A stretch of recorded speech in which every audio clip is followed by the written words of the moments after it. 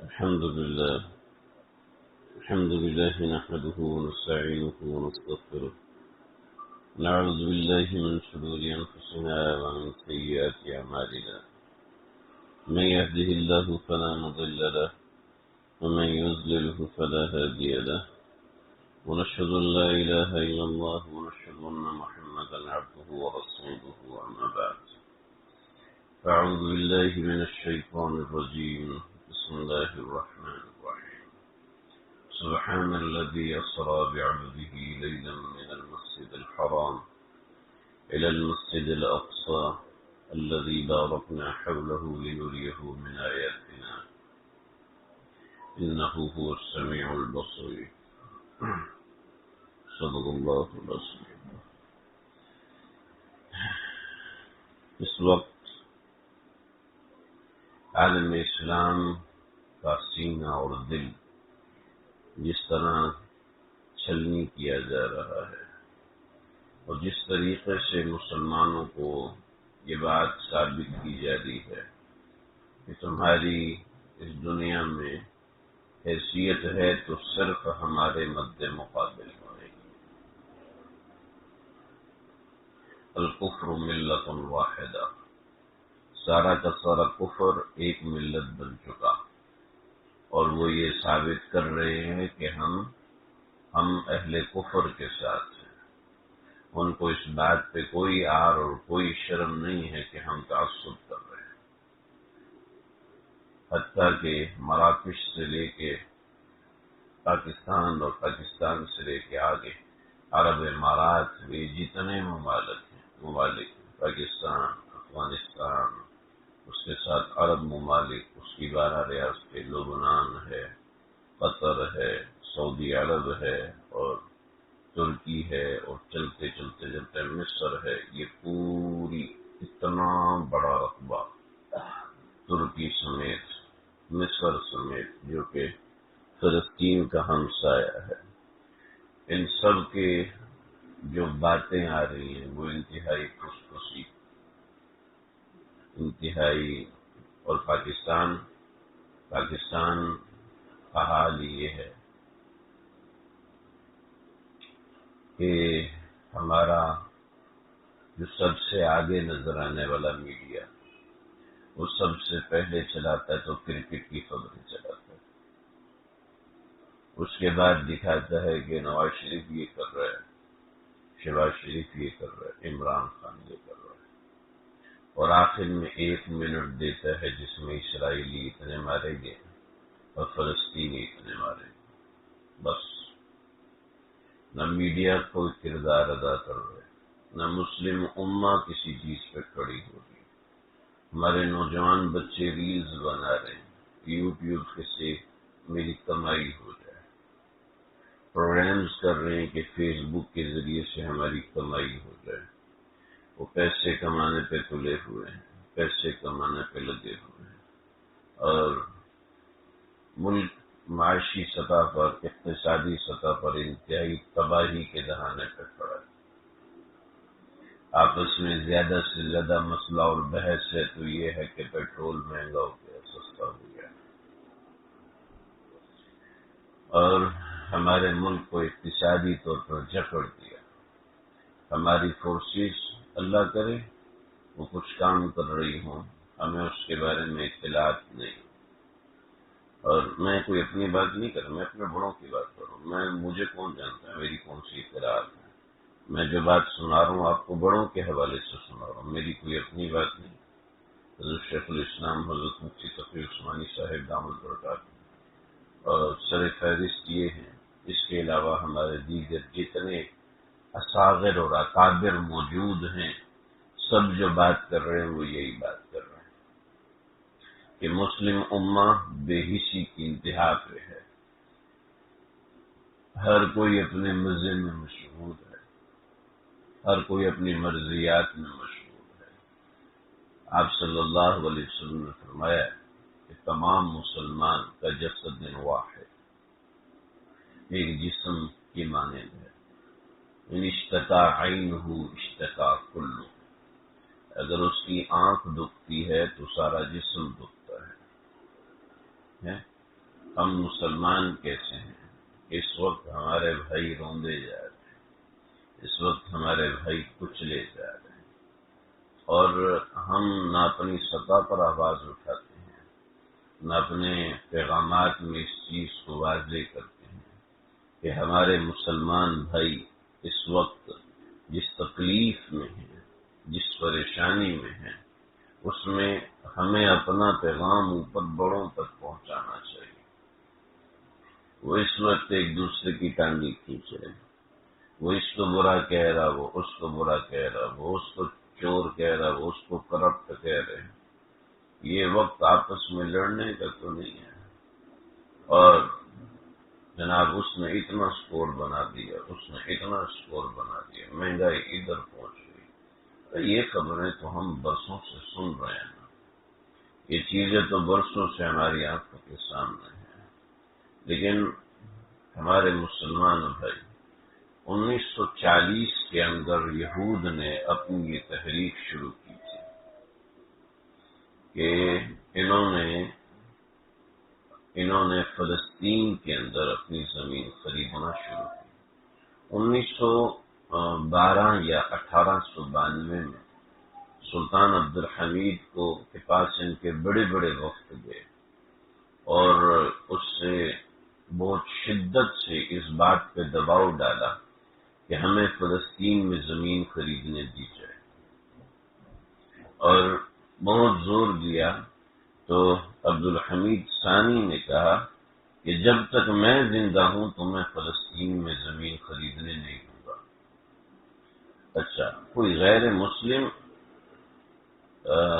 اسلامی ملک کے اندر زمین خرید سکتا ہے، بالکل جائز ہے، شرعاً جائز ہے، خرید سکتا ہے، لیکن جب ان کا مقصد آشکار ہونے لگے تو پھر ایک بات واضح رہے کہ اب یہ جائز نہیں، ٹھیک ہے جی، جب یہ بات واضح ہونے لگے۔ چنانچہ یہودیوں نے ان کی ایک سوچ ہے، ایک نظریہ ہے، اس نظریے کا نام ہے صہیونیت۔ صہیونیت اس نظریے کا نام ہے جس کو زائنزم بھی کہتے ہیں، زائنزم بھی کہتے ہیں۔ یہ صہیونیت ان کا ایک نظریہ ہے جس کا مطلب یہ ہے کہ ساری دنیا پہ حکومت اگر ہو سکتی ہے تو یہود کی ہو سکتی ہے، سمجھیں؟ ساری دنیا پہ اگر حکومت ہونی چاہیے تو یہود کی ہونی چاہیے۔ چنانچہ معاشی طور پر انہوں نے اپنے آپ کو مستحکم کیا۔ ملٹی نیشنل 24 ملٹی نیشنل کس کی ہیں؟ یہود کی ہیں جی۔ اور اس کے علاوہ سافٹ ویئر دیکھنے، ہارڈ ویئر دیکھنے، کس کا ہے؟ سب یہود کا۔ حالانکہ ان سب چیزوں کے نظریات دینے والے سائنسدان مسلمان تھے، تو یہ سب کام مسلمانوں نے کیے، لیکن مسلمان سو گئے۔ مسلمانوں کو کوئی غرض ہی نہیں ان چیزوں کی۔ جتنے عقیدت کے قاعدے ہیں جن کی بنیاد پہ انٹرنیٹ چلتا ہے، جتنے قواعد ہیں، یہ سب مسلمانوں نے ارشمیدس کو دیکھ لیں، عقیدت کو دیکھ لیں، انہوں نے جو نظریات قائم کیے مسلم امہ کے سامنے رکھے۔ جابر بن حیان کو دیکھ لیں، عمر خیام کو دیکھ لیں کہ جنہوں نے وہ قواعد بنائے کہ جن بنیادوں پر دنیا کے نقشے بنے، انہی نقشوں کے بنیاد پر انٹرنیٹ، انہی نقشوں کی بنیاد پر یہ سب چیزیں دنیا میں وجود میں آ گئی۔ ان کی بیس تو مسلمانوں نے اٹھائی تھی، حیت اور فلکیات اور ان سب چیزوں کی بنیاد تو مسلمانوں نے دی تھی، اور یہ سب آئیڈیالوجی سب مسلمانوں کی ہے جس کو ان حضرات نے لیا اور ان حضرات نے لے کے اپنے کام میں لایا۔ تو آج ہمیں اگر کچھ بھی سافٹ ویئر خریدنا ہے تو اسپیس ہمیں کافروں سے خریدنا پڑے گا، کیوں جی؟ بل گیٹس سے خریدنا پڑے گا نا، کسی اور سے تو نہیں، کیونکہ سب پہ منوپلی اس اکیلے کی ہے۔ تو کیا مسلمان اپنا کوئی گراؤنڈ نہیں بنا سکتے؟ کیا پاکستان میں اتنی بھی طاقت نہیں کہ اپنا کوئی موبائل لانچ کر سکے؟ کیا پاکستان میں اتنی بھی طاقت نہیں اپنا لیپ ٹاپ خود سے بنا سکے؟ لیکن یہ بنانے کے لیے اس کو باہر سے لانا پڑتا ہے، کیوں جی؟ اس لیے کہ ہمیں اس کی ضرورت ہی نہیں، وہ ہمیں سستا بنا کے دیتے ہیں۔ میر انشاء نے چلتے ہو تو چین کو چلیے میں لکھا، اس کی ان کا جو سفر نامہ ہے، چلتے ہو تو چین کو چلیے، اس میں لکھا ہے کہ ہم لوگ اس زمانے میں ہوتی تھی، اس زمانے میں نئی نئی کوئی کولڈ ڈرنک نکلی تھی، تو اس کو سوڈا واٹر کہتے تھے۔ تو سوڈا واٹر کہنے لگے کہ نہ جانے ان چینیوں کو کیا ہوا، نہ جانے ان چینیوں کو کیا ہوا کہ یہ اپنے ہی سنترے کھلانے پہ ہمیں مجبور کرتے ہیں، کہ اپنے ہی سنترے کھلاتے ہیں اور اپنے ہی سنترے پلاتے ہیں۔ کوئی چینی سوڈا واٹر نہیں پلاتا، نہ پینے دیتا ہے، جو پیتا ہے اس کو برا کہتے ہیں۔ آج بھی دیکھ لیں، وہ لوگ اپنے ہی جوسز بناتے ہیں اور ان کو بیچتے ہیں، اور ہم لوگ بہت ترقی یافتہ ہیں، ہم تو کولڈ ڈرنک کے بغیر چل نہیں سکتے، ہمارے ساتھ یہ بڑے عوارضات ہیں۔ تو مسلمانوں کو ہمیں اقتصادی طور پہ کمزور کیا گیا۔ جب سلطان عبد الحمید ثانی نے کہا کہ میرے زندہ رہتے تم ارض فلسطین میں 1 انچ بھی نہیں خرید سکتے، تو ان کو سمجھ میں آ گیا کہ اس بندے سے مقابلہ نہیں ہو سکتا، کسی قیمت پر اس بندے کو نہیں خریدا جا سکتا۔ عالم اسلام کا آخری شعر تھا سلطان عبد الحمید ثانی۔ مسجد نبوی کی جو قدیم تعمیر ہے، یہ سلطان عبد الحمید ثانی کی تعمیر ہے۔ اور جو ٹرین چلائی تھی ترکی سے لے کے مدینہ المنورہ تک، یہ سلطان عبد الحمید ثانی کی ٹرین۔ آج بھی وہاں مدینہ شریف میں انجن ایک کھڑا ہوا ہے، اور ٹرین کی کچھ پٹریاں وہاں موجود ہیں جو ترکی سے لے کے مدینہ شریف تک آتی تھی۔ تو سلطان عبد الحمید ثانی، اللہ تعالیٰ نے ان کو کیا مقام دیا، مطلب میرے ہوتے ہوئے فلسطین میں ایک ٹکڑا زمین کا نہیں خرید سکتے۔ پھر انہوں نے اسی نظریے کی بنیاد پر 1940 کے اندر فلسطین میں زمینیں عام مسلمانوں سے خریدنا شروع کی۔ مجدد ملت حضرت مولانا اشرف علی تھانوی رحمۃ اللہ علیہ نے فتویٰ دیا کہ خبردار، یہودیوں کو زمین بیچنا جائز نہیں ہے۔ لیکن ظاہر بات ہے، مسلمانوں کے اقتصاد اور ان چیزوں پر جب مسلمانوں کا عبور نہیں رہا تو دشمن سامنے آیا، اس نے اقتصاد کے اوپر قبضہ کیا۔ چنانچہ ہمارے اقتصاد ہمارا فائنینشل سسٹم کے اوپر آج بھی نہیں کا قبضہ ہے۔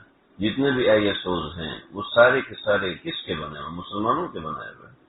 جو ہمارے انٹرنیشنل لاز بنے ہوئے ہیں وہ سارے اکاؤنٹنگ لاز بنے ہوئے ہیں، یا پھر کسی بھی چیز کے آڈٹ کے لیے جو لا بنے گا مسلمانوں کے بنائے ہوئے۔ کون آپ کو مجبور کرتا ہے کہ آپ انہی کے لاز کے مطابق اپنا تھرمامیٹر بناؤ، انہی کے لاز کے مطابق آپ گھڑی بناؤ، انہی کے لاز کے مطابق آپ کی ٹیوب لائٹ بنے گی؟ کہ ہم نے خود کو مجبور کیا؟ اور کیا ہمارے پڑھانے والے کیا ہمارے لیے کوئی نیا لا نہیں بنا سکتے ہیں؟ لیکن مسئلہ یہ ہے کہ ہمیں حکومت کرنی ہی نہیں ہے، ہمیں تو ماتحت بن کے چلنا ہے۔ صاحب مرغا بنے تو بن چلے، اور صاحب ڈنڈے مارے تو کھا لیں۔ تو قوم تھی، وہ بادشاہ نے کہا بھئی یہ لوگ میرے پاس آتے نہیں، میں کچھ ان کے لیے انتظام کرتا ہوں۔ ایک راستے میں پولیس والا کھڑا کر دیا، جو بھی یہاں سے گزرے گا نا اس کو ایک چھتر مارے گا وہ۔ تو راستہ بند، لوگ لائن لگی ہوئی ہے، ایک چھتر کھاتے ہیں، آگے جاتے ہیں۔ تو کچھ دنوں کے بعد لوگ آ گئے، پھر بادشاہ بہت خوش ہوا، دیکھو لوگ میرے پاس آئے، بڑا خوش ہوا۔ کہا یہ خیریت سے کیسے آنا ہوا؟ کہا راستے میں پولیس والا کھڑا ہوتا ہے، وہ چھتر مارتا، ہاں کیا؟ تو کہتا آپ 2 کر دیجیے، دیر ہو جاتی ہے۔ کہنے کو تو ہنسنے کی بات ہے، لیکن ہمارے ساتھ بھی ہو رہا ہے۔ ہمارے ساتھ کھانا ہم نے وہیں کا ہے، چاہے ہمیں کتنا خوار کر کے کھلائیں۔ مسلم امہ دیکھ لے اس وقت کہ کتنے لوگ اہل کفر فلسطین کے ساتھ کھڑے ہیں، کتنے اہل کفر فلسطین کے ساتھ کھڑے ہیں، اور کون مسلمان ہے جو اسرائیل کو آنکھیں دکھا رہا ہے؟ کون مسلمان ہے؟ کون مسلمان ملک ہے؟ وسائل کی کمی ہے سعودی عرب کے پاس، وسائل کی کمی ہے ترکی کے پاس، فوج کی کمی ہے پاکستان کے پاس۔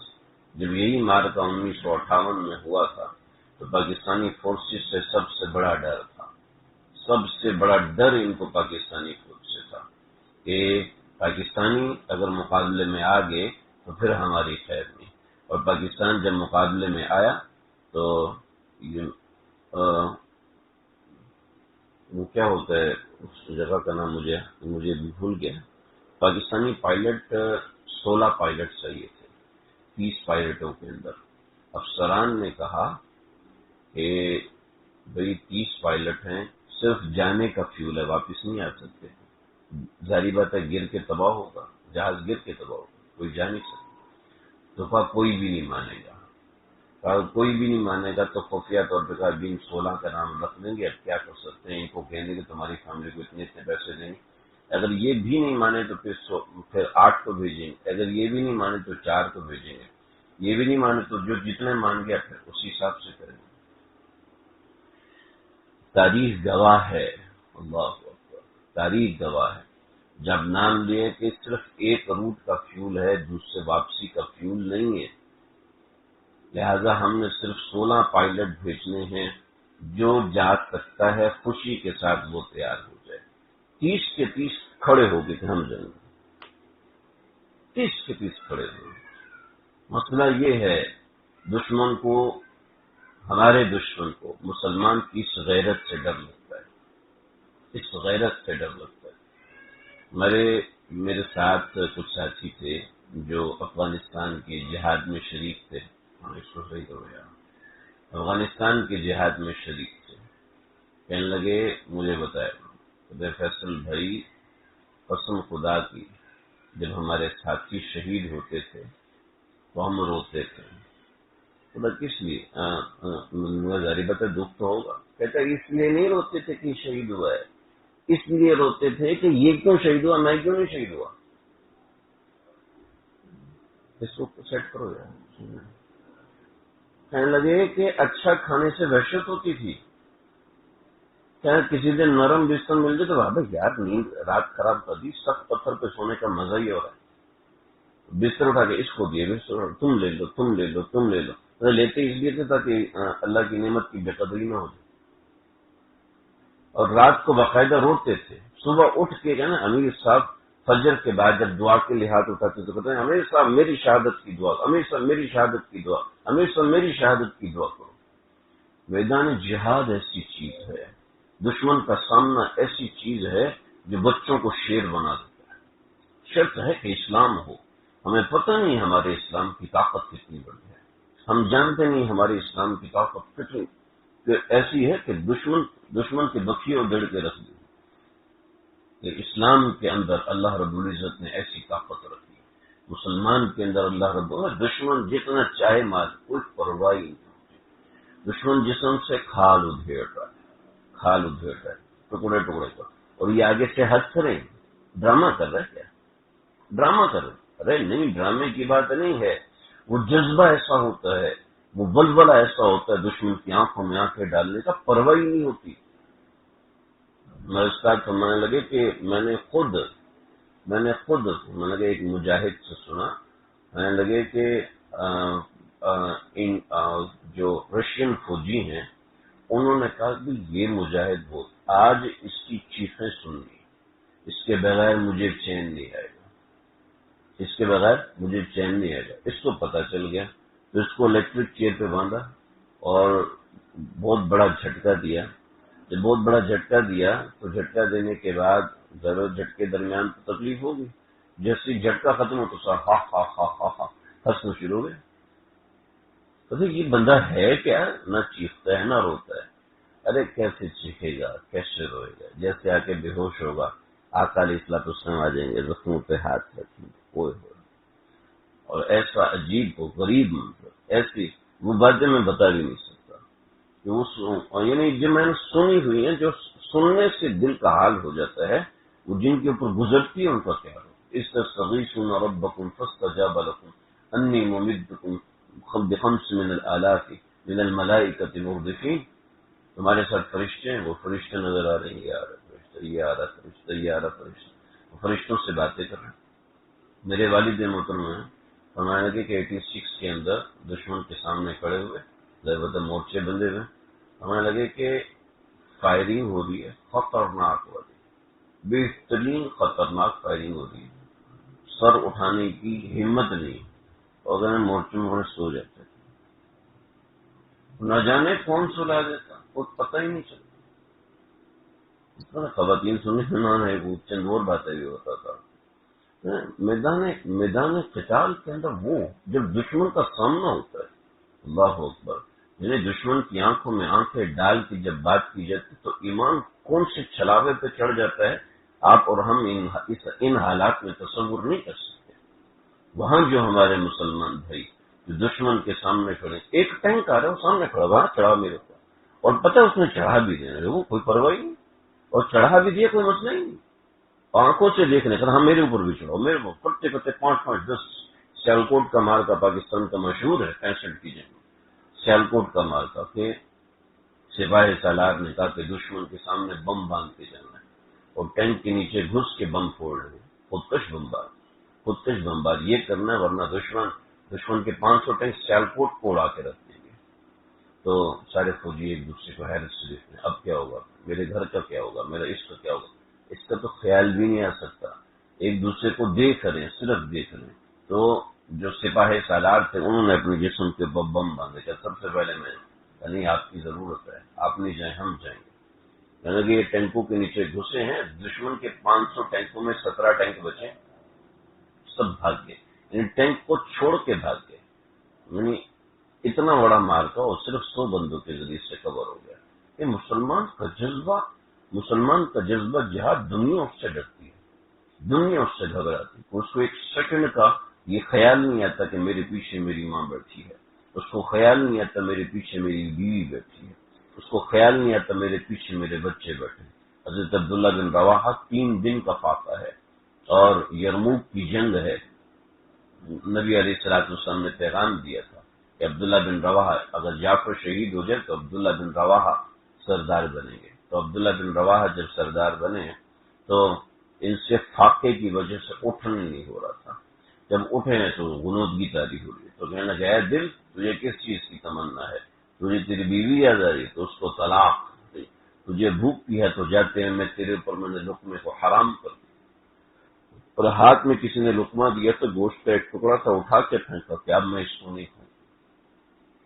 عجیب و غریب حالات، یہ حالات ایسے سمجھ میں آ بھی نہیں سکتے، دشمن ہمارے اسی جذبے سے ڈرتا ہے، لیکن مسئلہ یہ کہ ہم رنگینیوں میں اتنے کھوئے ہوئے ہیں، ہم رنگینیوں میں اتنے مبتلا ہیں کہ ہمیں اپنے بھائیوں کے لیے دعا کرنے کی بھی توفیق نہیں، ہمیں اپنے بھائیوں کے غم میں شریک ہونے کی بھی توفیق نہیں، اپنے پیغام کو کسی طریقے سے اپنے دوستوں یاروں تک پہنچائیں۔ اس وقت ہمارا سب سے بڑا مسئلہ فلسطین ہے۔ 1940 کے اندر جب انہوں نے زمینیں خریدنا شروع کی اور کرتے کرتے کرتے کرتے 1958 تک انہوں نے اسرائیل میں بہت ساری زمینیں خریدی، اور مسلمانوں کو جو یروشلم ہے اس کے ایک چھوٹا سا قصبہ ہے غزہ، اور اس میں آنے پر مجبور کر دی کہ مسلمان اس میں محصور ہو جائیں، اور مسلمان اس میں محصور ہوا، اور اس وقت سے ان کے اوپر اٹیک اور مستقل اٹیک اور مستقل تنگ کہ یہ غزہ کو چھوڑ کے بھی چلے جائیں، کیونکہ ان کا نظریہ، اور آج بھی وہ اسی منصوبے پہ چل رہے ہیں کہ ان کا نظریہ کیا ہے، ان کا نظریہ یہ ہے کہ ہم گریٹر اسرائیل بنائیں گے، یہ سب سے پہلے اسرائیل بنائیں گے، اور جب اسرائیل جیسے پاکستان کا وجود مرز وجود میں آیا تو وہاں سے انہوں نے پاکستان، کیونکہ لا الہ الا اللہ محمد رسول اللہ کی بنیاد پر بنا تھا، تو پاکستان کا مد مقابل انہوں نے اسرائیل کھڑا کیا، اور اسرائیل کو سپورٹ کیا برطانیہ نے۔ قائد اعظم کا جب انتقال ہوا ہے تو قائد اعظم اپنے انتقال کے وقت، ان کی بہن نے لکھا ہے، قائد اعظم اپنے انتقال کے وقت 3 باتیں فرما رہے تھے۔ ایک تو فرما رہے تھے کشمیر، کہ کسی طرح کشمیر کی حفاظت ہو جائے، اور دوسرا انہوں نے فرمایا کہ اسرائیل کی فلسطین کہ کسی طریقے سے فلسطین کی حفاظت ہو جائے، یہ قائد اعظم کی 3 باتیں تھیں، اور تیسری قائد اعظم کی بات تھی کہ مہاجرین، کہ جو لوگ مہاجرین آ رہے ہیں ان کو کسی طریقے سے بندوبست کر کے ان کا انتظام کیا۔ تو یہ 3 باتیں قائد اعظم اپنے انتقال کے وقت بھی بول رہے تھے، اور انتقال کے وقت انہوں نے یہ 3 باتیں کی، یہ 3 وصیتیں کی، اس کے بعد لا الہ الا اللہ محمد رسول اللہ پڑھا اور انتقال ہوا۔ یعنی اتنا بڑا لیڈر جس چیز کو دیکھ رہا ہے کہ ہمارے ملک کہ سامنے جو اس کا مد مقابل ہے وہ کس طریقے سے اٹیکنگ پوزیشن پہ آ رہا ہے. اور آپ دیکھیں اس وقت تو آنکھوں سے نظر آ رہا ہے نا الکفر ملت واحدہ، اور مسلمان حکومتیں نہ کچھ کر رہی ہیں، مسلمان حکومتیں نہ کچھ آگے بڑھ رہی. بھائی کون اسرائیل کو دھمکی کیوں نہیں دیتے؟ جی اسرائیل سے ہم نے پیسے لیے، اسرائیل سے ہم نے مال لیا ہوا ہے. جب ہم نے اسرائیل سے مال لیا تو ہم ان کو آنکھیں کیسے دکھا سکتے ہیں؟ اسرائیل سے ہم نے IMF کس کا؟ یہودیوں کے ساتھ. اور یہ ورلڈ بینک کس کے؟ یہودیوں کا سارا. اور انہوں نے ظاہر بات ہے انہوں نے قرضے دیے، پاکستان کی کرنسی گر جائے گی، یہ ہو جائے گا، وہ ہو جائے گا. حالانکہ اللہ رب العزت نے تو اس سے برخلاف فرمایا اگر تم ان کے مقابلے میں آؤ گے تو فتح تمہاری ہی ہوگی، فتح صرف تمہاری ہوگی. تو آج بڑی ضرورت ہے اس بات کی کہ ہم اس بات کو سمجھیں، اور ہم نمبر 1 تو یہ کریں کہ اپنی آواز کہیں تک پہنچے. ابھی تک ہمارے بڑوں کی طرف سے کوئی ایسا اعلان نہیں ہے.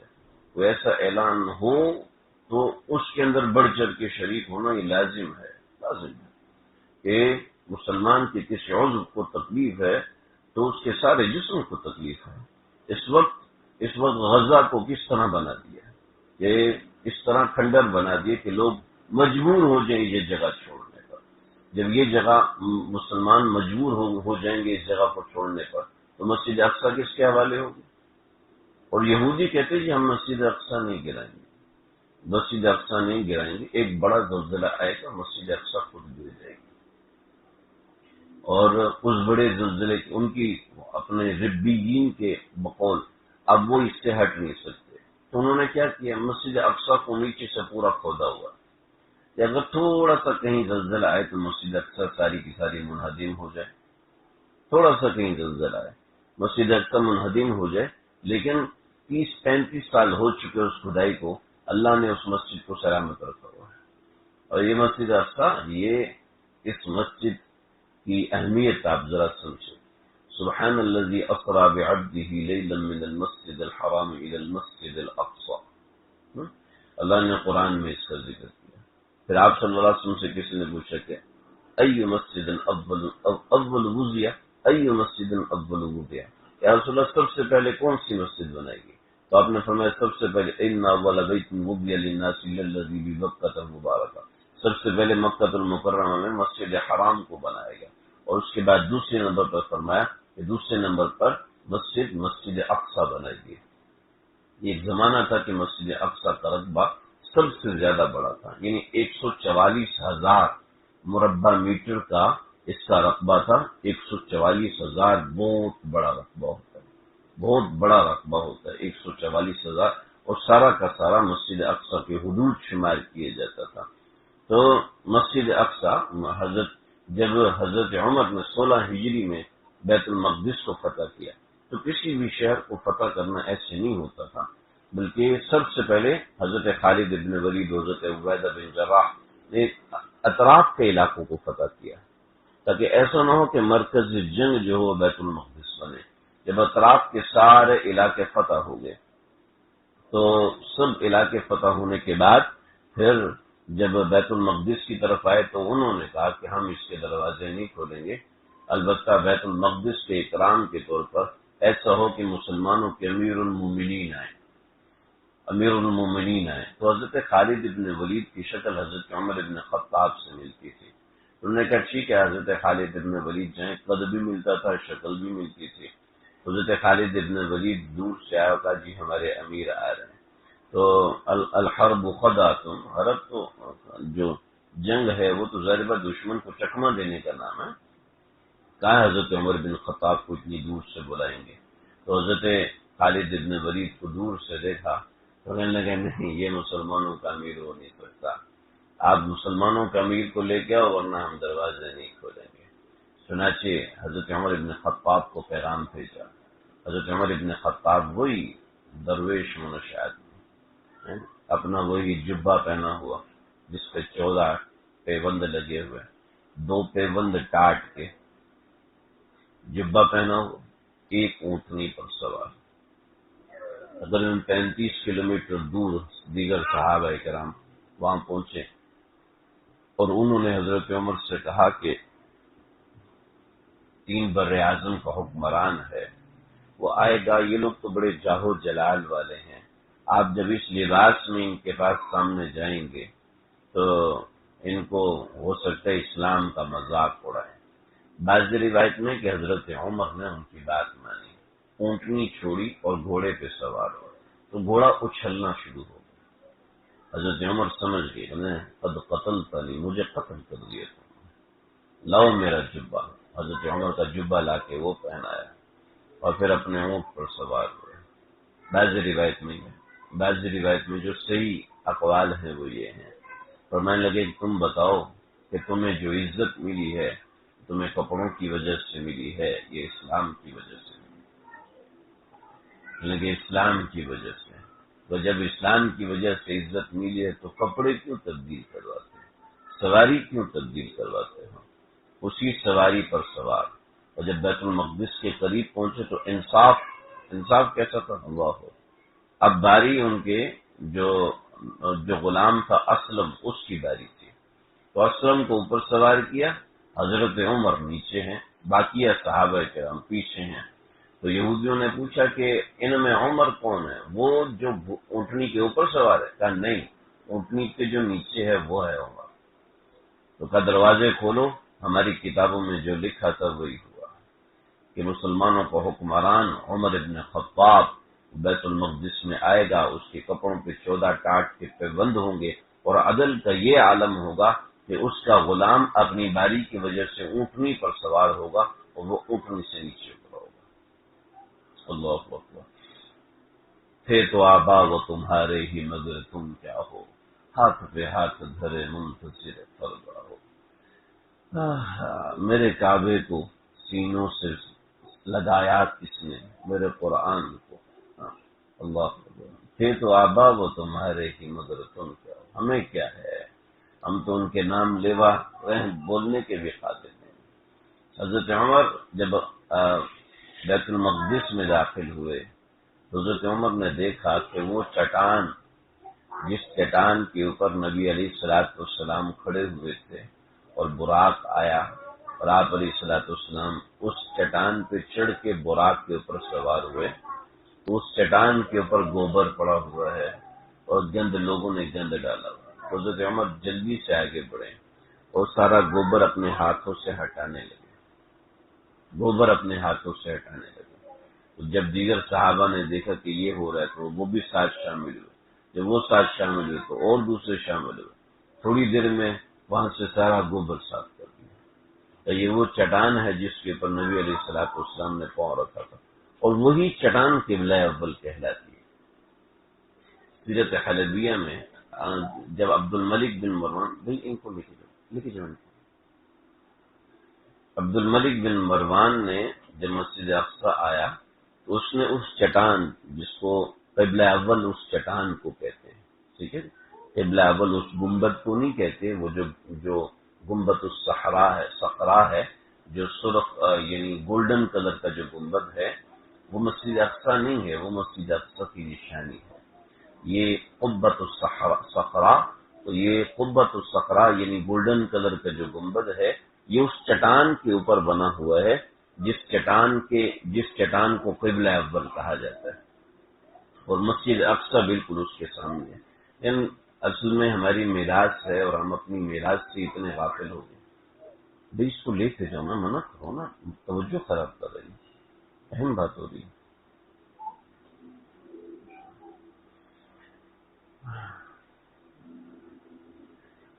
آج اس چٹان کے اوپر نا ایک جگہ بنائی ہوئی ہے اور وہاں پر ایک پاؤں کا نشان بھی ہے، بعض حضرات کہتے ہیں وہی قدم مبارک کا نشان ہے، جہاں آپ صلی اللہ علیہ وسلم نے پاؤں رکھا تھا، اس پتھر نے اس پاؤں کے نشان کو سنبھال کے اپنے پاس رکھ لیا، لیکن غالباً یہ صحیح نہیں ہے۔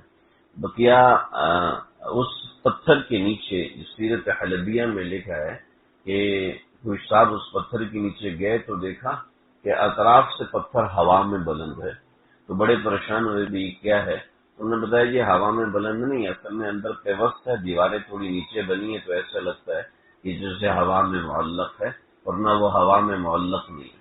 اس کے نیچے محراب بنی ہے، کلما دخل علیہا زکریا المحراب وجد عندها رزقا، یہ وہ سرزمین ہے جو انبیاء کی سرزمین ہے۔ حضرت یوسف علیہ السلام جب نکلے تھے تو اس زمین سے نکلے تھے، حضرت یعقوب علیہ السلام منتقل ہوئے تھے تو اس زمین سے مصر منتقل ہوئے تھے، یعنی بیت المقدس کے، یہ بیت المقدس ہے، یہ بیت المقدس کے اس طرف دمشق ہے اور اس طرف مصر ہے، ٹھیک۔ تو مصر اور بیت المقدس یعنی یہ آپس میں ساتھ ملے ہوئے ہیں، اور یہ اس طرف مصر ہے، اس کو کبھی آپ گوگل میپ پہ دیکھیں گے تو آپ کو اچھا بھی لگے گا، مزہ بھی ہے، وہ دلچسپی ہوگی، یہ ہماری میراث ہے، ہمیں پتہ نہیں۔ تو یہ پورا احاطہ ہے نا، یہ پورا احاطہ ہے، اس میں جیسے یہ میری ڈائری رکھی نا، اس پورے احاطے میں ایک طرف مسجد اقصی ہے، ایک طرف مسجد اقصی ہے، اور اس کے سامنے قبۃ الصخرا ہے، یہ قبہ ہے، اور یہ بقیہ پورا احاطہ، اس میں مسجد عمر بھی حضرت عمر نے بنائی تھی، اور اسی میں ہیکل سلیمانی یعنی حضرت سلیمان کا جو تخت تھا وہ بھی یہاں مسجد اقصی میں لگا کرتا تھا۔ حضرت سلیمان، آپ لوگ صرف حضرت موسیٰ کو مانتے ہیں، ٹھیک ہے، اور یا صرف حضرت سلیمان کو مانتے ہیں، ہم تو سارے پیغمبروں کو مانتے ہیں، اور سارے پیغمبر، حضرت ابراہیم علیہ السلام نے حضرت اسحاق کو یہاں چھوڑا تھا، اور حضرت اسماعیل کو مکہ المکرمہ چھوڑا تھا، اور اللہ رب العزت نے حضرت ابراہیم کو ابدال بنایا تھا کہ وہ جلدی، بعض روایت کے مطابق کہ وہ جلدی یعنی ایک دن میں وہاں پہنچ جاتے تھے، یعنی ایک قدم ان کا اتنا بڑا ہوتا تھا۔ تو بہرحال بعض روایت میں یہ حضرت آدم علیہ السلام کے متعلق ہے۔ تو یہ ہماری میراث ہے جی۔ لوگ پچھلے دنوں بھی آیا جناب، لوگ غلط کہتے ہیں یہ مسجد اقصی یہ نہیں ہے، مسجد اقصی، ارے بھائی میں کہوں یہ والا میرا گھر نہیں ہے، یہ والا میرا گھر ہے، ٹھیک، یہ بات صحیح، یہ والا میرا گھر نہیں ہے، یہ والا میرا گھر ہے، یہ مسجد حرام ہے نا، تو مسجد حرام یہ ہے وہ نہیں ہے، ارے اب وہ بھی مسجد حرام کا کہنا ہے، یہ بھی مسجد حرام کا کہنا ہے، یہ پورا احاطہ مسجد اقصی کہلاتا ہے۔ اس کے اندر جو بنی ہوئی مسجد ہے وہ مسجد اکیلی مسجد اقصی نہیں ہے، وہ مسجد اکیلی بیت المقدس نہیں ہے، وہ بیت المقدس یہ پورا، یہ قبلہ اول ہے، آپ علیہ السلام نے اس طرف رخ کر کے نماز پڑھی ہے، اور اس کے اوپر حق ہے تو صرف اہل اسلام کا حق ہے، اور ابتدا سے حق اہل اسلام کا ہے۔ لیکن مسئلہ یہ ہے کہ یہودیت نے اس جگہ کو اپنی بندرگاہ بنایا، چنانچہ جب حضرت، آپ دیکھیں اللہ کے نبی نے فرمایا لا تشد الرحال الا الى الثلاث، آپ نے فرمایا، بخاری کی روایت، مشہور روایت، صرف 3 مسجدیں ہیں جس کا تم سفر کر سکتے ہو، ایک مسجد حرام، ایک مسجد نبوی، اور ایک مسجد اقصی۔ پہلے زمانے میں حجاج کرام جب سفر کیا کرتے تھے تو ڈائریکٹلی حرم جاتے تھے، حرم میں حج کرتے تھے، اس کے بعد مسجد نبوی جاتے تھے، اور اس کے بعد مسجد اقصی جایا کرتے تھے۔ یہ تمام حجاج کا طریقہ کار تھا۔ روایت ہے آپ صلی اللہ علیہ وسلم نے فرمایا جو شخص مسجد اقصی سے احرام باندھے حج کا یا عمرے کا، اور اس کے بعد وہ حج یا عمرہ کرے تو اس کے پچھلے تمام گناہ معاف ہو گئے۔ دوسری روایت میں اس کے لیے جنت واجب کر دی گئی۔ تو کئی صحابہ کرام باقاعدہ مسجد اقصی آتے تھے، بیت المقدس آتے، یہاں سے احرام باندھ کے جاتے تھے اور جا کے حج کرتے یا عمرہ کرتے تھے۔ تو یہ طریقہ کار رہا ہے۔ یہ تو جب سے اسرائیل کا وہاں پہ قبضہ ہوا تو اس کے بعد سے بیت المقدس جانا بند ہو گیا، ورنہ ہر حاجی جب حج کرتا تھا 17ویں 18ویں صدی تک، جب وہ حج کیا کرتا تھا تو حج کرنے کے ساتھ وہ یہ کیا کرتا تھا کہ پہلے حرم جاتا، پھر مسجد نبوی جاتا، اور اس کے بعد مسجد اقصی جاتا، یہاں کچھ دن گزارتا، اس کے بعد اپنے وطن واپس جایا کرتا تھا۔ یہ تینوں مساجد جو ہوا کرتی تھی مرکز اسلام ہوا کرتی تھی۔ ابن العربی رحمۃ اللہ علیہ نے لکھا ہے کہ جب مسجد اقصی پر 1099 عیسوی میں عیسائی صلیبیوں نے حملہ کیا اور اس پہ قبضہ کیا، تو اس وقت کیا تھا، تو اس وقت یہ مسجد جیسے مسجد حرام اور مسجد اقصی مال و دولت سے مالا مال تھی، اس وقت یہ مسجد بھی ایسی ہوئی تھی کہ مسلمانوں کا مرکز ہوا کرتی تھی۔ 28 درس گاہیں اس میں لگا کرتی تھی۔ 28 درس گاہوں کا مطلب ہے 28 کالج اس مسجد میں کھلے ہوئے تھے، 28 کالج اس مسجد میں کام کر رہے تھے، یعنی اتنا بڑا کام اس جگہ پہ ہوتا تھا۔ ابن العربی، امام غزالی رحمۃ اللہ علیہ احیاء العلوم یہیں پر لکھی۔ اب آج کل تو ہمیں نورانی قاعدہ کا نہیں پتہ، تفسیر کا نہیں، احیاء العلوم کا کیا پتہ ہوگا۔ احیاء العلوم اپنے زمانے کی، وہ آج اس کے اردو ترجمے ملتے ہیں، میرے مستقل مطالعے میں ہے احیاء العلوم امام غزالی رحمۃ اللہ علیہ کی، تو 3 جلدوں میں اس کا اردو میں ترجمہ ہے، بڑی زبردست کتاب ہے۔ اور حضرت تھانوی رحمۃ اللہ علیہ جب بھی کسی سالک ان کے پاس آتے تھے تو ان کو احیاء العلوم پڑھنے کا حکم دیتے تھے کہ آپ احیاء العلوم پڑھیں امام غزالی رحمۃ اللہ علیہ کی۔ آج کل کیونکہ اس کی اردو تھوڑی گاڑی قسم کی ہے تو اس لیے عام طور پہ نہیں کہتے، ورنہ احیاء العلوم امام غزالی کی کتابوں کی سمجھ لیں اس زمانے میں فلسفہ اور منطق اتنی کثرت سے ہو چکی تھی، تو امام غزالی کی احیاء العلوم نے اس وقت بہت بڑا کام کیا۔ اور امام غزالی رحمۃ اللہ، امام غزالی اگر میں ابھی ذکر کرنا شروع کروں امام غزالی کا شاید گھنٹہ اسی میں لگ جائے۔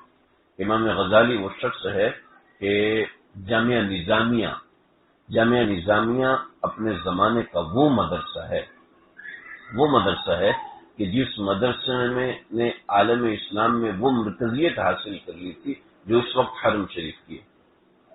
حضرت میری طرف متوجہ رہے، چھوڑیں اس پنکھے کو، یہ ناراض ہے آج۔ اب مجھے دیکھتے رہے نا، میں آپ حضرات کی طرف دیکھوں، آپ ادھر ادھر دیکھ رہا ہوں، مجھے تو مزہ نہیں آئے گا۔ آپ ایسی ٹیک لگا کے بیٹھے ہیں، شیطان اوور ٹیک کر دے گا۔ ٹیک لگا کے مطلب یہ ہوتا ہے آپ کی توجہ کمزور ہے، آپ تھکے ہوئے ہو، آپ توجہ سے سنو گے، میں بھی توجہ سے سنوں۔ وہ میں حرم شریف میں تھا تو وہاں میں ادھر مکتبے میں گیا، وہ مولوی صاحب بیان کر رہے تھے یوں کر کے نا، ہاں بھائی ایھا الاخوہ انت صلی الصلاۃ، نماز ثنا سنا رہے، تھوڑی دیر میں سیدھے ہو کے بیٹھ گئے۔ میں نے پیچھے گھوم کے دیکھا تو اس نے مجھے دیکھ کے بہت زبردست ہو گیا، کہتے انت من ازبکستان، کہتے تم پاکستان سے ہو؟ میں نے کہا مجھے کہنا میرا چکر سمجھ گیا اور کسی کو سمجھ میں نہیں آیا۔ میں نے کہا وہ کسی کو سمجھ میں، پاکستانی فوراً سمجھ جاتے کوئی بڑا ہے نا، بندہ سیدھا ہو کے بیٹھ گیا۔ اللہ بعد میں ملا مجھے بڑا خوش ہوا۔ تو خیر، تو دیکھو بھائی، یہ اس وقت اس بات کی انتہائی شدت کے ساتھ ضرورت ہے کہ مسلمان اپنے اندر اجتماعیت کا احساس پیدا کرے۔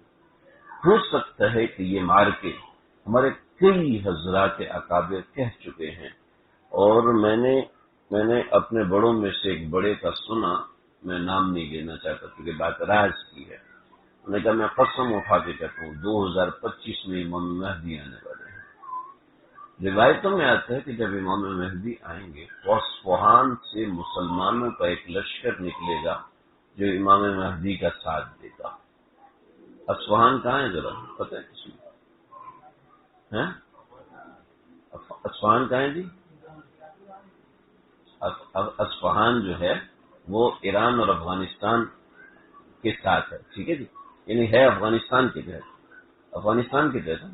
ایران کے تحت، تو یہاں سے لشکر نکلے گا اور تمام حضرات فرمائے کہ وہ لشکر طالبان کا ہوگا، ٹھیک ہے، اور یہ جا کے ملے گا امام مہدی علیہ الرحمہ کے ساتھ، اور فلسطین کی جنگ چھڑ چکی، تو اپنے اندر ہم مسلمانوں کا تعلق پیدا کریں۔ اب دنیا کے 2 جتھے ہوں گے، یا تو یہ اس کو دبا دیں، یا انہوں نے ٹیسٹنگ کی کہ مسلمانوں میں جان کتنی بات کی ہے، انہوں نے ٹیسٹنگ کی ہے، لیکن مسئلہ یہ ہے کہ ہمارے آقا نے ایک بات کرو، الجہاد ماضٍ الی یوم القیامہ، قیامت تک قائم رہے گا۔ اس کا مطلب ہے مسلمانوں میں جذبہ رہے گا۔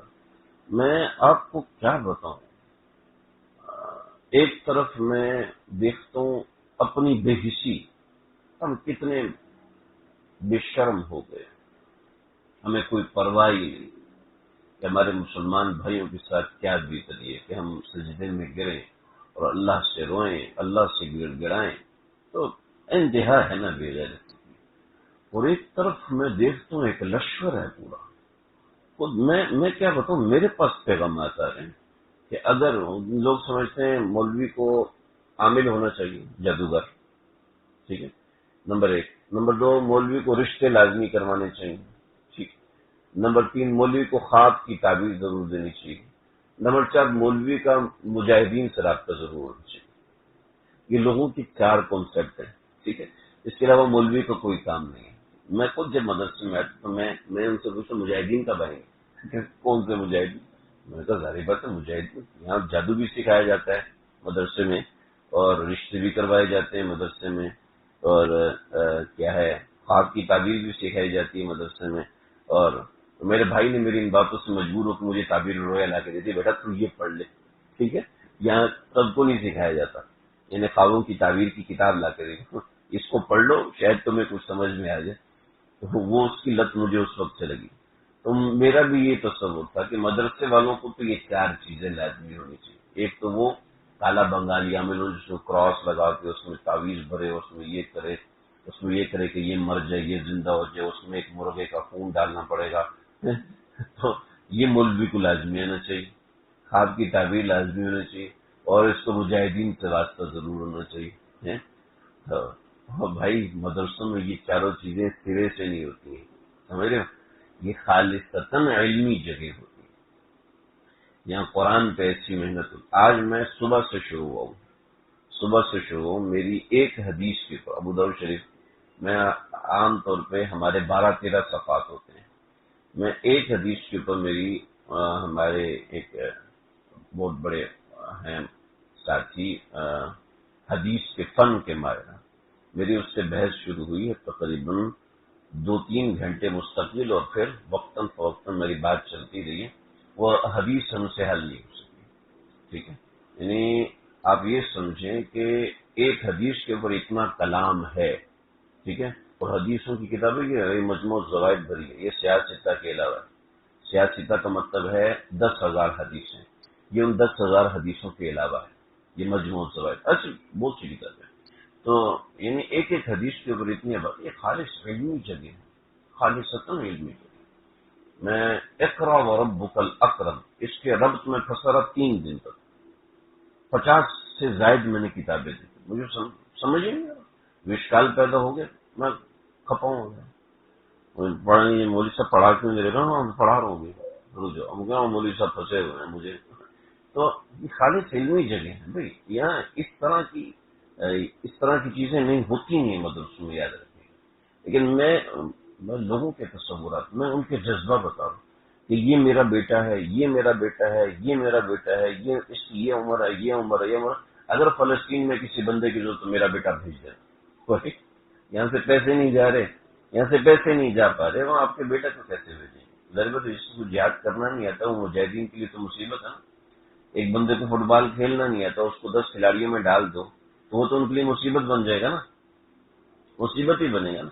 ایک بندے کو گن نہیں چلانا آتی ہے، ایسے وہاں سے مارتا ہے، کہتا ہے کون کرن پیلا پیلا ہوتا ہے کیا میری پینٹ سے نکل رہا ہے. اس کو تو پتہ ہی نہیں ہے اس چیز کا، اس کو آتا ہی نہیں. جب آتا نہیں تو ان کے لیے مصیبت بنے گا، ہے نا. ایسے اس وقت ہمارا جو سب سے بڑا ہتھیار ہے وہ یہ ہے کہ اس جذبے کو بیدار کیا جائے، جذبے کو کہ ہم بے شرم نہ بنے. اگر ہمارے کوئی دوست ہیں، ہمارے کوئی اہل تعلق ہیں، ان چیزوں میں لگے ان کو اللہ کے واسطے اگر کچھ کرنا چاہتے ہو تو لوگوں تک فلسطین کی آواز پہنچاؤ، لوگوں تک اس کا پیغام پہنچاؤ کہ یہود تمہارا دشمن ہے، عیسائی تمہارا دشمن ہے، یہ کبھی تمہارا دوست نہیں ہو سکتا، یہ کبھی تمہارا دوست. قرآن کے قریب اور دیکھو تو صحیح اللہ نے یہودیوں کو کیسے بے حجاب کیا ہے، کس طریقے سے دکھایا کہ یہودی تمہارے کتنے بڑے دشمن ہیں. اگر آپ کو کسی فیلڈ میں مہارت ہے، اس فیلڈ کی مہارت کی اونچائیوں تک جاؤ، اس فیلڈ کی مہارت کی انتہا کو حاصل کرو. تو سمجھ رہے ہیں، نمبر 1. نمبر 2، اپنا ہتھیار استعمال کریں دعاؤں کا. ہم اس ہتھیار کو حضرت شیخ الاسلام مفتی تقی، میں جو ساری بات نقل کروں ہمیں حضرت کی بات نقل کروں، آج جتنی بھی بات نقل کروں، کہ حضرت نے فرمایا ہمارا سب سے بڑا ہتھیار دعائیں ہمارا سب سے بڑا ہتھیار ہے. جب ہم اللہ سے رجوع کریں گے اپنے فلسطینی بھائیوں کے لیے، یا چھوٹے گود میں بچہ ہے اس کی ایک ٹانگ نہیں، گود میں بچہ ہے دونوں ٹانگیں نہیں. میں ابھی آ رہا تھا اور مسجد سے آ رہا تھا تو راستے میں 2 موٹر سائیکلوں کا ایکسیڈنٹ ہوا. ایک موٹر سائیکل پہ آگے چھوٹا بچہ بیٹھا ہوا تھا. یقین کرنا اس کی چیخ میں نے سنی ہے، اس کے بعد سے میرا دل اندر سے غم کی. اس بچے کو چوٹ لگی ہے اور اندھیرے میں چوٹ لگی ہے اور ظاہری بات ہے کوئی فریکچر ہوا ہے، چھوٹا سا بچہ، تو میں برداشت نہیں کر سکا۔ وہاں پہ کیا ہو رہا ہے ان چھوٹے چھوٹے معصوم، دیکھیں فاسفورس بم بین الاقوامی طور پہ بین ہے کہ آپ نہیں بنا سکتے ہیں آپ، لیکن چلا نہیں سکتے۔ عام آبادیوں پہ فاسفورس بم چلائے جا رہے ہیں۔ دشمن کو قطعاً اجازت نہیں ہے کہ عام آبادی کے اوپر آپ بمباری کرو، لیکن وہ عام آبادی پہ بمباری کر رہے ہیں، بالکل کر رہے ہیں، عام آبادی پہ بمباری کر رہے ہیں، اور بالکل خلاف قانون کا اقوام متحدہ کچھ نہیں کر رہے۔ ان کو پتہ ہے کہ سب ہماری مرضی سے ہو رہا ہے، ہماری منشا سے ہو رہا ہے، تو کیا ہماری منشا سے بھی ہو رہا ہے؟ جب یہ سب ہماری منشا کے خلاف ہے تو ہم اس کے اوپر آواز بنائیں۔ جو آپ کے کانٹیکٹس ہیں، جتنے آپ کے تعلقات ہیں، کم از کم یہ حضرت کا بیان ہے، میں نے سب جگہوں پہ بھیجے، تو کم از کم لوگوں کو پتہ چلے کہ مسلمانوں کے ساتھ ہو کیا رہا ہے، کم از کم یہ تو ہو کہ ہم ان کے لیے دعا کرنے والے ہوں۔ سمجھ رہے جی میری بات؟ صلاح الدین ایوبی نے جب بیت المقدس کو فتح کیا تھا، میں واقعہ پہلے بھی سنا چکا ہوں، آج پھر میں سناتا ہوں ایک بار، تاکہ پتہ چل سکے کہ مسلمانوں کا جذبہ، مسلمانوں کا دلی تعلق بیت المقدس کے ساتھ کتنا بڑا ہے۔ کہ اللہ ہمیں معاف کرے، ہم لوگوں نے بھی اس کو بیان کرنا چھوڑ دیا۔ میں کبھی کبھی سنا دیتا ہوں، لیکن میں نے کہیں سنا نہیں کہ کوئی بتاتا ہو۔ بیت المقدس کی تاریخ ایک بہت زبردست تاریخ، بڑی زبردست جاندار تاریخ۔ نور الدین زنگی رحمۃ اللہ تعالی علیہ نے دیکھا کہ صلیبیوں نے بیت المقدس کے اوپر قبضہ کیا، تو یہ 527 ہجری کی بات ہے کہ نور الدین زنگی علیہ الرحمہ، انہوں نے بڑے بڑے علماء سے رابطے کیے، بڑے بڑے علماء سے پوچھا کہ بیت المقدس فتح کرنا ہے، آپ اس کے لیے کوئی ہیلا بتاؤ، دعا بتاؤ، ایسا کرو ویسا۔ تو ابن البرجان رحمۃ اللہ تعالی علیہ بہت بڑے عالم تھے، تو انہوں نے نور الدین زنگی سے ملاقات کی اور کہا کہ غلبت الروم فی ادن الارض، جو قرآن میں سورہ روم ہے، اس سے کچھ مضامین سے مجھے بہت سی باتیں سمجھ میں آئیں، اور وہ یہ ہے کہ بیت المقدس آپ فتح کریں گے سن 583 ہجری میں، 527 چل رہا ہے، 583 ہجری میں فتح کریں گے، اور اس سے 20 سال پہلے آپ ایک فوج بنائیں گے، اور وہ فوج جو ہوگی، وہ فوج کی تعداد ہوگی 14 لاکھ۔ جب وہ فوج کی تعداد 14 لاکھ ہوگی تو سمجھو کہ آپ فتح کرو گے، اور اس کے بعد آپ حملہ کریں گے، محرم کے مہینے میں قلعۃ الشہباء پر۔ تو چلتے چلتے پیش قدمی کرتے کرتے کرتے قلعۃ الشہباء پر آپ حملہ کرو گے، قلعۃ الشہباء آپ اتنے عرصے میں فتح کرو گے، اس کے بعد آپ پیش قدمی کرو گے، اور رجب کے مہینے میں جمعے کے دن آپ بیت المقدس کو فتح کرو گے، اور بیت المقدس کو فتح کرنے کے بعد جمعہ بیت المقدس میں ادا نہیں کر پاؤ گے، اور اگلا جمعہ آپ بیت المقدس میں ادا کرو گے۔ یہ کب بات ہو رہی ہے؟ 527 ہجری میں۔ علامہ ابن کثیر رحمۃ اللہ تعالی علیہ، انہوں نے علامہ ابن تیمیہ سے پوچھا، یہ کچھ جادو ہے؟ یہ کون سا علم ہے جو ابن برجان کو ملا ہوا تھا؟ تو ابن تیمیہ فرماتے ہیں کہ یہ اندازے کا علم تھا جس کو اللہ نے قطعیت کے ساتھ ثابت کر دیا۔ یہ ایک ایسے احتمالی علم تھا، مثالی علم تھا، اللہ نے اس کو سچ ثابت کر دیا۔ لیکن یہ بات کوئی سمجھ میں نہیں آتی، کوئی بات کہ بندے نے ایک 14 لاکھ فوج کی تعداد بتائی، آواز کہاں سے لگانی ہے؟ اصفہان سے آواز لگانی ہے، وہاں سے آواز لگے گی، اور پھر اتنا اور بالکل ویسے ہی ثابت ہو رہا ہے۔ تو یہ ایسا نہیں کوئی علم مثال ہو، اس کے پیچھے کوئی ایسی چیز ہے جس سے ہم بے خبر ہیں، ہم نہیں جانتے۔ کچھ اندازے میں نے 1-2 جگہ بیان کیا تھا، اس پہ نہیں جاتے ورنہ بات لمبی ہو جائے گی، سمجھ میں نہیں آئے گی۔ 553 ہجری میں نور الدین زنگی رحمۃ اللہ علیہ فوت ہو گئے،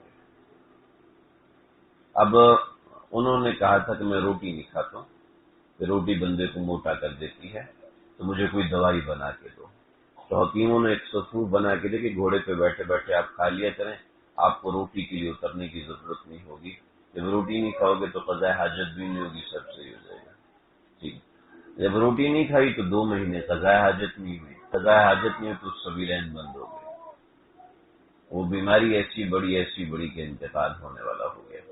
تو سلطان صلاح الدین ایوبی رحمۃ اللہ تعالی علیہ سرحانے پہ کھڑے تھے، کہنے لگے کہ میں تو جا رہا ہوں بیت المقدس، کہنے لگے قسم کھاتا ہوں فتح کر کے رہوں گا، قسم کھاتا ہوں فتح کر کے رہوں گا، چھوڑوں گا۔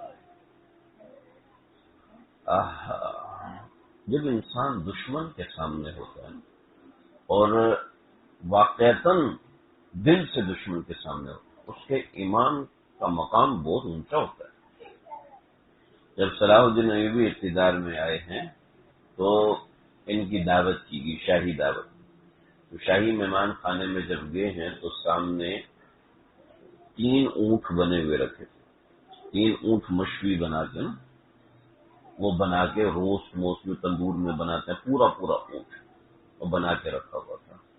تو صلاح الدین ایوبی اندر آئے ہیں تو وہاں عورتیں کھڑی تھیں، انہوں نے پتیاں پھینکی، سب کو کا پردے میں چلی گئے، سب پردے میں چلی گئی۔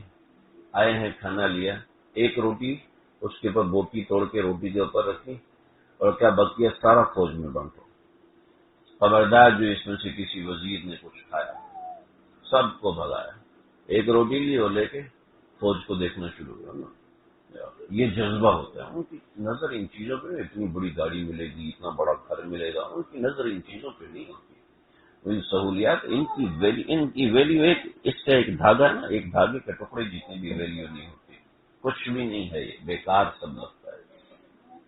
چنانچہ ایوبی رحمۃ اللہ علیہ نے فوج جمع کی، جب فوج گنی تو 14 لاکھ، پھر آگے نکلے، یعنی بیت المقدس کے لیے خاص طور پہ جب فوج گنی، قلعۃ الشہباء پہ حملہ کیا، محرم میں قلعۃ الشہباء فتح ہوا، پھر آگے کرتے پیش قدمی کرتے کرتے حمص والوں نے مقابلہ کیا، حلب والوں نے مقابلہ کیا، اس لیے بیت المقدس سینٹر تھا، سینٹر تو سینٹر کو آپ قبضہ نہیں کر سکتے جب تک آپ چاروں طرف سے کور نہ ہو۔ تو حلب ہے، حمص ہے، یہ سارے علاقے کناروں پہ، ان سب کو قبضہ کرتے کرتے کرتے کرتے صلاح الدین ایوبی جب آئے ہیں تو سارے صلیبیوں نے اپنی فوج وہاں پہ لگا دی۔ جب آخری مارکا لڑا گیا تو صلاح الدین ایوبی اس مارکے کے اندر اپنے 16 بیٹے، صلاح الدین ایوبی کے 16 بیٹے اور اپنا جھنڈا درمیان میں، سپاہی سالار کا جھنڈا چھپا ہوتا ہے نا، لوگوں کو پتہ نہ چلے، لیکن مسلمان سالار ایسے نہیں ہوتے تھے۔ قادسیہ کی جنگ جب ہوئی ہے تو حضرت سعد بن ابی وقاص لشکر کے امیر تھے، حضرت سعد بن ابی وقاص کے پورے جسم پہ پھوڑے تھے، اور اتنے گندے پھوڑے تھے کہ لیٹ نہیں سکتے تھے، بیٹھ بھی نہیں سکتے تھے۔ تو یہ کیا کہ سامنے کے جسم میں تھوڑے کم پھوڑے تھے، تو چارپائی پہ تکیے رکھے، ان تکیوں کے اوپر لیٹ کے یوں میدان جنگ کو دیکھ رہے اور ایک ایک چیز بتا رہے، ہاں ہاتھی آگے، آپ کیا کرنا ہے، یہ کر، یہ ایک ایک فوجی کو اوپر سے دیکھ کے چلا رہے، ایک ایک دستے کو اوپر سے دیکھ کے چلا رہے، ایسے مسلمانوں کے سپاہی سالار ہوتے تھے۔ تو لوگوں نے کہا کہ حضرت آخری مارکا ہے، اگر آپ لوگوں کو کچھ ہو گیا تو بیت المقدس کے اوپر سارے امیر نہیں ہوگا تو 50 چیزیں، ایسی زندگی سے تو موت بہتر ہے، بیت المقدس کی جنگ میں اپنے کسی بیٹے کو پیچھے، 16 بیٹے ہوں گے، 8 میرے ایک طرف ہوں گے، 8 میرے ایک طرف ہوں گے، اور جان سے لڑیں گے جہاں تک کہ سارے مارے گئے۔ اور پھر صلاح الدین ایوبی نے جب حملہ کیا ہے تو بڑا لمبا قصہ ہے، اب خود سوچیں کہ کئی دن وہ حملہ چلتا رہا، بیت المقدس ظاہر بات ہے کچھ کر نہیں پا رہے، کیونکہ کوئی دیوار توڑنا نہیں چاہتے، کوئی چیز خراب نہیں کرنا چاہتے، تو ایسا تھا کہ وہ لوہے کی سیڑھیاں لگاتے، اس کے اوپر چادریں لیتے، لیکن وہ اوپر سے کھولتا ہوا پانی، انگارے پھینکتے، پگھلا ہوا لوہا پھینکتے، ظاہر بات ہے وہ مجاہدین جل کے ختم ہو جاتے ہیں۔ تو ایک کونسل بنائی ہوئی تھی جو کہ مجلس مشاورت تھی، انہوں نے مشورہ دیا کہ بیت المقدس کی اس طرف سے ایک کمزور دیوار ہے، اس کو توڑ دیا جائے، نہ بیت المقدس کی دیوار ہم مسلمان ہو کے توڑیں؟ نہیں، ایسا نہیں ہو سکتا، تاکہ بھی اللہ کے نبی کے لیے بھی بلد امین کو حلال قرار دیا گیا تھا، آپ کو یہ کرنا پڑے گا۔ چنانچہ ایک کمزور جگہ پہ منجنیق ماری اور منجنیق کے ذریعے سوراخ کیا، فوجیں اندر داخل ہوئیں، جب فوجیں اندر داخل ہوئی سامنے والی فوجوں کو گرایا، دروازہ کھولا اور سارے مسلمان اندر داخل ہوئے۔ جب مسلمان اندر داخل ہوئے تو بیت المقدس یروشلم بہت ہی بڑا، تو اندر محصور ہو گئے۔ تو ان کا امیر اس نے کہا کہ میں صلح کرنا چاہتا ہوں، میں صلح کرنا چاہتا ہوں۔ انہوں نے کہا بھائی ایسی تو نہیں صلح ہوتی نا، یہ صلاح الدین ایوبی کے سامنے۔ کہنے لگا ہاں لے کر آؤ۔ کہنے لگا کیا شرائط ہیں؟ تو یہ شرائط ہیں کہ اتنا فدیہ دو، اتنا جرمانہ دو اور سب لوگ یہاں سے چل جائیں۔ تو وہ کہنے لگا سچ میں؟ ہاں سچ میں۔ بھی جب صلیبیوں نے حملہ کیا تھا تو انہوں نے ایک بچے کو بھی نہیں چھوڑا تھا، 70,000 انسانوں کا قتل کیا تھا بیت المقدس میں۔ 3,000 وہ لوگ جو کہ مسجد اقصی میں مستقلاً اعتکاف میں تھے، ان سب کو اپنی اعتکاف گاہوں میں قتل کیا، اور 1,000 خواتین وہاں کام پہ معمور تھیں، ان 1,000 خواتین کو بیت المقدس کے اندر ذبح کیا، یعنی کسی پر رحم نہیں کیا، کسی بچے کو نہیں چھوڑا، کسی بوڑھے کو نہیں چھوڑا۔ ہمارے لوگوں نے تو یہ کیا تھا۔ تو فرمایا کہ انا صلاح الدین لیس بمفسد الدین، جو میں نے کہہ دیا وہ میری بات ثابت ہوگی۔ اور کیا عجیب، صلاح الدین ایوبی کے ایک بھائی تھے عادل الدین کہنے لگے کہ تم جا تو رہے ہو لیکن تمہارے بہت سے لوگوں کے پاس پیسے نہیں ہوں گے نا، آدھوں کا فدیہ میں دیتا ہوں۔ ایسے ہوتے ہیں مسلمان، ایسے ہوتے ہیں۔ اور یہ تھا جمعے کا دن، سب کہہ رہے ہیں کہ ابن برجان نے کہا تھا جمعے کے دن اشراق کا وقت ہے، بیت المقدس فتح ہوگا، جمعہ نہیں ہو سکے گا۔ تو یہ کیسے، ابھی تو جمعہ ہوگا، یہ بہترین جمعہ ہوگا، کوئی مسئلہ ہی نہیں۔ جب گئے ہیں تو بیت المقدس کے پیچھے کے احاطے میں دیکھا تو وہاں پر 70,000 خنزیر بندھے ہوئے تھے، اور بیت المقدس کے احاطے کے اندر خنزیر ذبح کر نہیں سکتے۔ تو فوج کو کہا وہ لے کر گئے، وہ کرتے کرتے کرتے وہاں پہ عصر ہو گئی، مغرب کے بعد واپس آئے تو زور کی نماز ہوئی، اور پھر اگلا جمعہ صلاح الدین ایوبی وہاں کھڑے ہوئے ہیں اور قاضی شداد نے وہ جمعہ پڑھایا ہے۔ تو وہ ایسا جمعہ ہے، ایسا خطبہ ہے، اس میں فلسطین کی ایسی تاریخ بیان کی ہے۔ مجھے موقع ہوا تو میں آئندہ انشاءاللہ اس کو بیان کروں گا۔ میں نے بڑا اس کو تتبع کیا، تلاش کیا مستند ذرائع، لیکن اس میں جو عربی ہے وہ ایسی خطرناک عربی ہے، ایسی خطرے بڑے بڑوں کے پسینے چھوٹ گئے۔ تو قاضی شداد نے وہ تقریر کی بیت المقدس کی فتح کے اوپر، اور بڑی شاندار اور زبردست تقریر، ابھی موقع ہوا تو انشاءاللہ ذکر کروں گا۔ تو یہ قبلہ اول ہے، ہمیں اس سے محبت رکھنی ہے، اپنا قلبی تعلق بنانا ہے۔ اور جو وہاں پر مسلمانوں کے ساتھ ظلم ہو رہا ہے، چھوٹے چھوٹے بچے ذبح کیے جا رہے ہیں، فاسفورس بنیے، زندہ بندہ ایسے اڑ جائے، دھواں بن کے اڑ جائے، تو کیا ظلم کی انتہا، کیسے ظلم کی انتہا ہے۔ اللہ مسلم امت کی حفاظت فرمائے، لیکن ہمارا کام یہ ہے کہ ہم ان کے لیے دعائیں کریں اور کثرت سے اللہ تعالیٰ سے مانگیں۔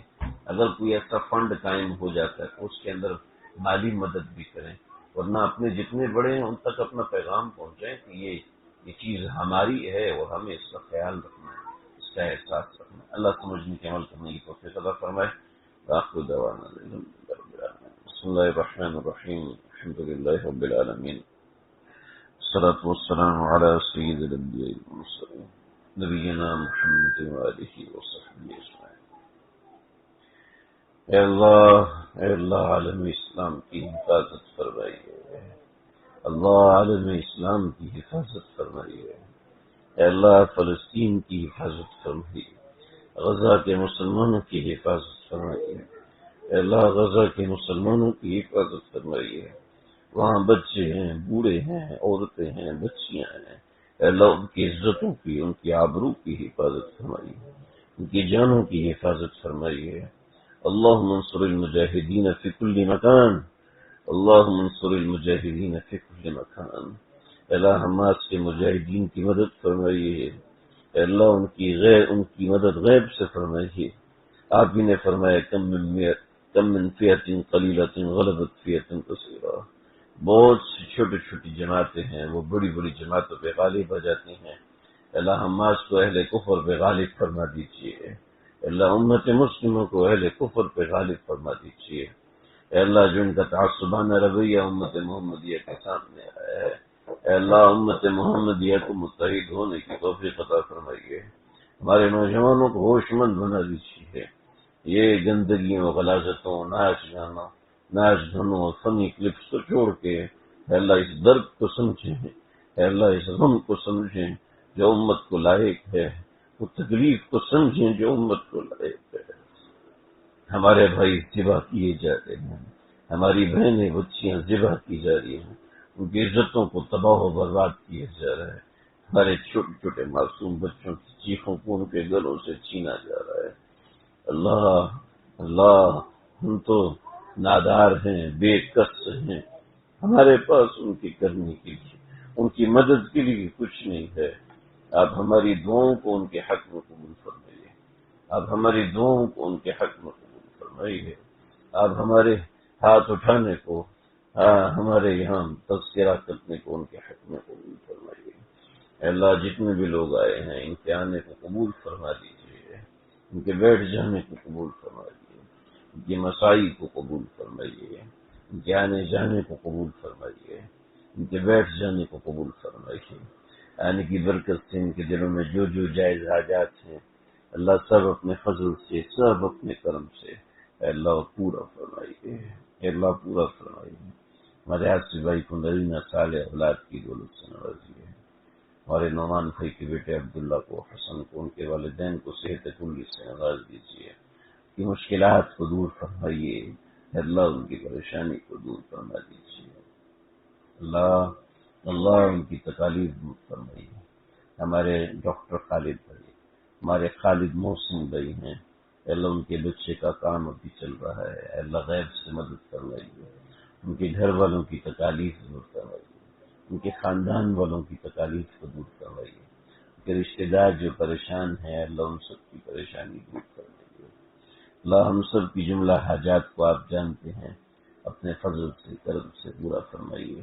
اللهم ربنا تقبل منا انك انت السميع العليم وتب علينا انك انت التواب الرحيم، وصلى الله تعالى على خير محمد وآله وصحبه اجمعين۔